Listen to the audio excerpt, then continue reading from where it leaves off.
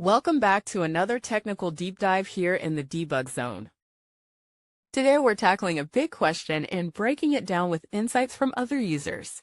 Hopefully this clears up some misconceptions and helps you get the answer you need. So buckle up, stay a little curious, and let's jump right in.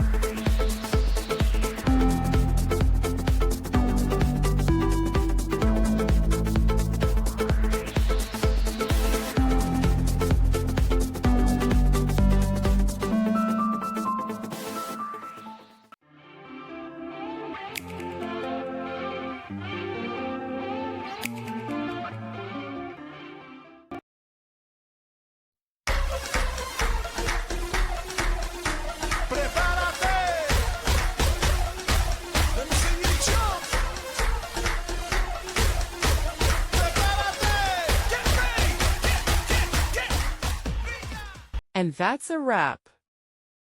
I hope you found the answer you were looking for. If you did, take a second to hit that subscribe button. It really helps out. And let me know in the comments which solution worked best for you. See you next time in the debug zone.